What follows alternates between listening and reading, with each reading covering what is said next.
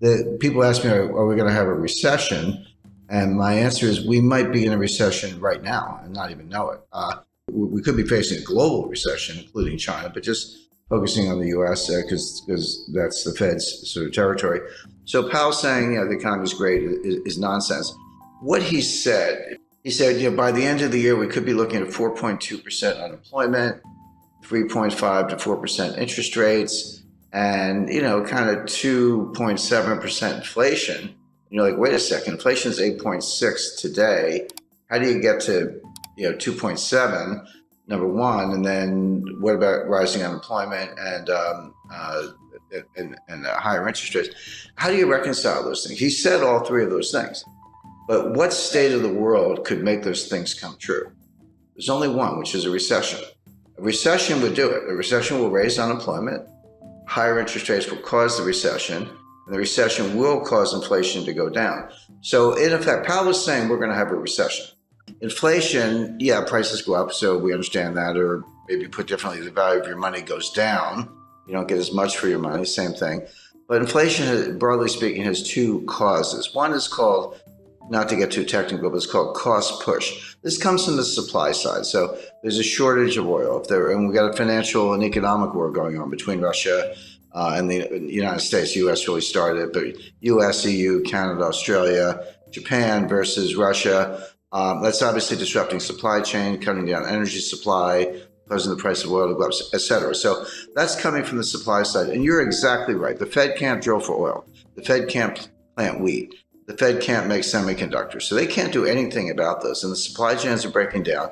They were breaking down before the war in Ukraine, but Ukraine has made it worse.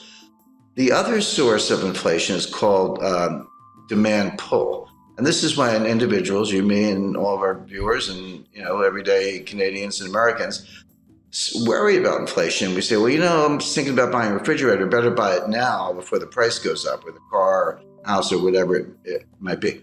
They're different, but they affect each other. When the cost push inflation from the supply side has enough effect, there's a tipping point or critical threshold in psychology. We say, maybe it is out of control. I better go buy some stuff. Then the velocity of money goes up, and then you get inflation. So the Fed can't do anything about cost push. They can't do anything about the price of oil, and you're right about that.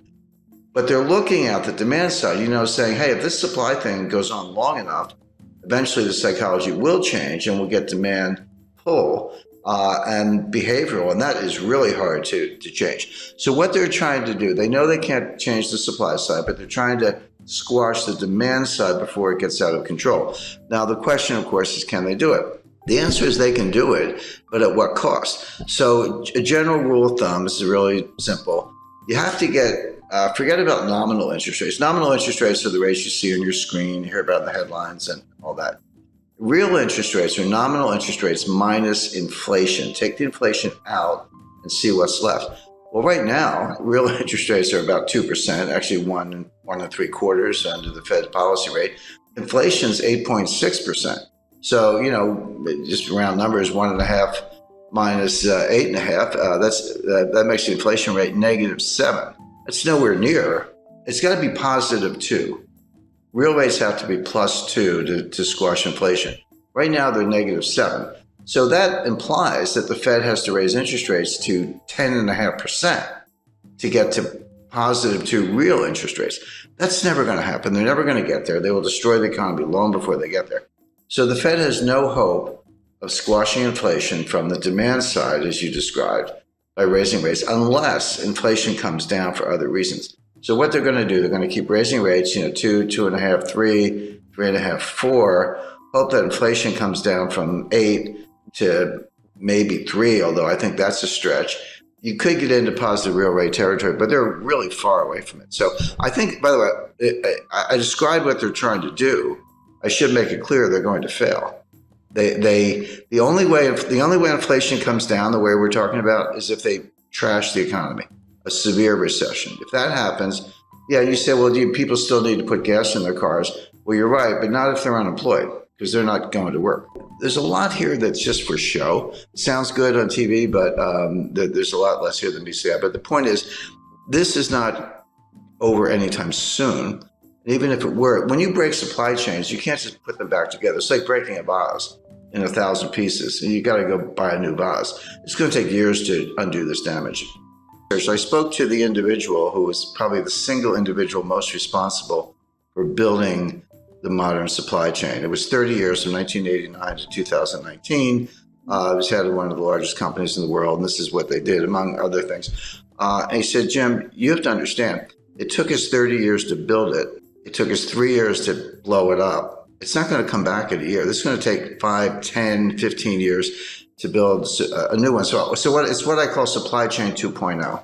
Well, buying a refrigerator is a good idea. Buying a freezer might be a better idea. We're looking for food shortages by the fall. Now, when I say food shortages, in Africa and Middle East, this will mean mass starvation. You may see the greatest humanitarian crisis in history because they literally can't get the food. Everyone's like, well, gee, you can't get Ukrainian wheat. What's the big deal? Buy it from somewhere else. There is nowhere else. Canada and the United States grow an enormous amount of wheat, but we use most of it internally, and we feed, because it's not for humans, by the way, we feed our animals. This is how you feed cows, pigs. This is how you get beef and pork. This is an example of the supply chain, how it filters all the way through. So you would expect higher prices to persist.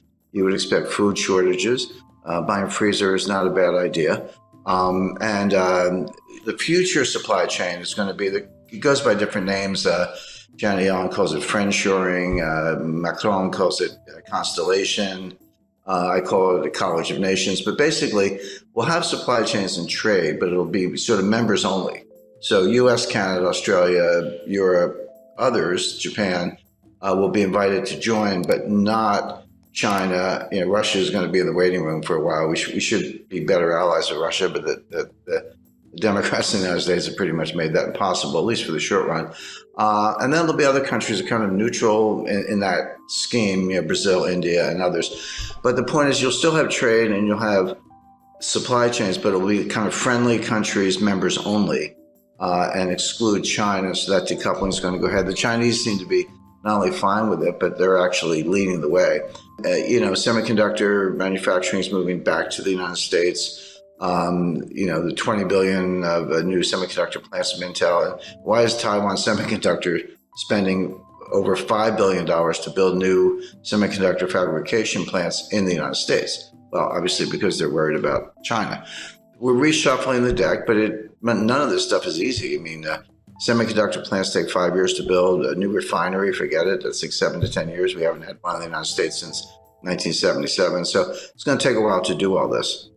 Well, we can do it. So if I said we're definitely going to have inflation, you would know what to do. You'd buy gold, hard assets, land, silver, treasury notes, government bonds, etc. If I said we're definitely going to have deflation, you would also know what to do. You would reduce leverage. You would have more cash, and there are other assets you could go into. The problem is we could have both. There's no question we have inflation right now. It's front and center. But if the Fed squashes it and causes a recession or worse, you could flip to deflation very quickly. So this is going to sound like an obvious statement. What you want is diversification. Sounds obvious, but most people don't know what diversification is. I see people, I've got 50 stocks in 10 different sectors. I'm highly diversified. I'm like, no, you're not. You have one asset class called stocks. Real diversification, have a slice of stocks, gold, real estate, cash. Agriculture is a good investment. Energy, forget the Green New Scam. That's a joke. Oil and natural gas are going to be around for a long time.